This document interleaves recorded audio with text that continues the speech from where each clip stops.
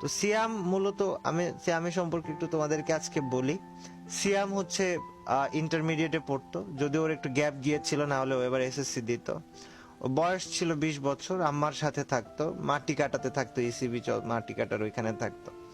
তো সিয়াম অসুস্থ হওয়ার পরে খুব বেশি দিন লাগে নাই, আমাকে ফ্রিক জানাই যে ভাই সিয়াম তো এরকম অসুস্থ, ওর তো লাংস ইনফেকশন হয়েছে। আমি ওর সাথে কথা বলি, মানে জিজ্ঞেস করি কি অবস্থা। বিশ্বাস করো ভাই, মানে কসম খোদার, ও যে একটা ছেলে, ও যে একটা মারা গেছে, ও যে একটা ছেলে, ওর কথাবার্তা কোনো জায়গায় তুমি বলতেই পারবা না যে ছেলেটা অসুস্থ, মানে ও অসুস্থ, বা ওর কথার মধ্যে এরকম ধরনই নাই। এরা আসলেও অন্যরকম একটা ছেলে, একটা ফাইটার তো ফাইটারই, মানে কথা বলার মধ্যে ভাই কোনো রকমের অসুস্থতার কোনো লক্ষণ নাই। আমি লাস্ট কিছু কিছু দু এক সপ্তাহ আগে, 1 সপ্তাহ বা 10 দিন আগে, ওরা যখন এফএবিসি খেলার ওই টাইমটা, ওর আম্মার সাথে কথা হয়, ওর সাথে কথা হয়। ও আমারে বলে যে ভাই আমি জিজ্ঞেস করি কি অবস্থা, তুই কবে সুস্থ হবি? বলে ভাই এখন যেহেতু লাংস ইনফেকশন হয়েছে, তো ইন্ডিয়া যেতে চাচ্ছি, ইন্ডিয়া যে একটু অপারেশন করাইতে হবে, বাংলাদেশে ডাক্তারকে দিয়ে অপারেশন করাইলে ভাই জানেনি তো, মানে বাংলাদেশের উপরে আমাদের ম্যাক্সিমাম মানুষের ভরসা নাই, বিকজ বাংলাদেশ একটা এমন পর্যায়ে থাকার দেশ, এদেশের সব থেকেও এদেশে কিছু নাই। এই দেশের জন্য এর থেকে বড় ব্যর্থতা আর কিছু নাই।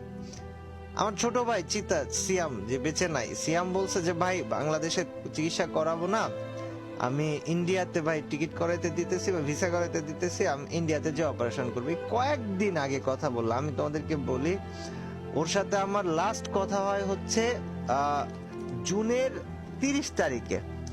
ও বলে যে ভাই ভিসা অ্যাপ্লাই যে করবে, ওনাকে টাকা পাঠাতে হবে। আমি বলি যে আচ্ছা ঠিক আছে, সমস্যা নাই, তুই ঘুমাই যা, আমি রাতের মধ্যে পাঠিয়ে দিচ্ছি।